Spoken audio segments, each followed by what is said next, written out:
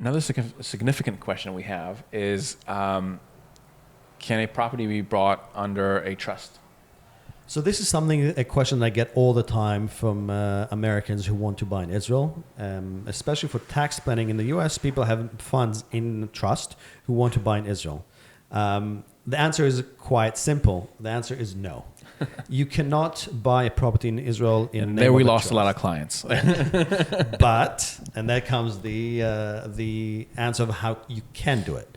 So a trust is not a legal body in Israel, so we can't buy the property directly under the name of a trust. The way to circumvent it is for the trust to open, let's say, an LLC somewhere in the US, and that LLC would buy the property in Israel. Another option is for the trustees of the trust to buy it in their name, and then we need to report to the tax authority who are the beneficiaries of the trust, and that way we can also circumvent the question of buying from with a trust or from a trust. I would say on that note that we are involved with an LLC, and it's very complicated. And I got hands-on.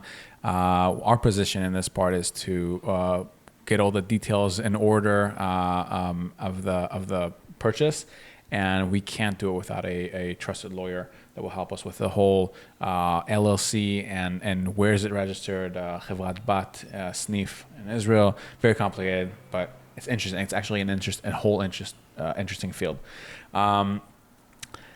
Next, and I think this is something that changed around 20, 30 years ago. I just know the answer already. But can that transaction legally happen in dollars, euros, pounds, a different currency? And I think the latest one I've heard is Bitcoin. Or is it must be in shekels? So I haven't seen yet a transaction happen in Bitcoin, but in other currencies, yes, there is no issues. I've actually recently have had a transaction of an apartment here in Israel where both the buyer and the seller were living in the US, but the lawyers were here in Israel. So then the lawyers signed the agreement with each other while the money and both parties are actually living in the US. There is no limitation of doing it. There are questions that your lawyer will take care of, meaning make sure that your guarantees, which some of the money might have to move to Israel in some kind of a capacity. But overall, there's no issue whatsoever in having the transaction any currency you want. Just to make it clear, the contract in Hebrew for the tax authorities is all in Hebrew and in shekels, but then the actual transaction between bank account could be anywhere as long as it's kosher. No, the transaction itself can also be, the contract can be in US dollars. There's no issue.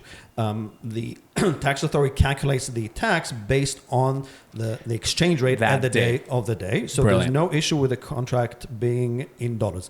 I would say though one thing, if you buy from a builder, the builder would have it done in shekels and money would have to be done in Israel, because again, to make sure you're guaranteed, the money has to go through Israeli bank and paid in a specific way that will only happen in shekels. So if you the only caveat to the answer before is that when you buy from a builder, it would have to be in shekels and money has to be done in Israel.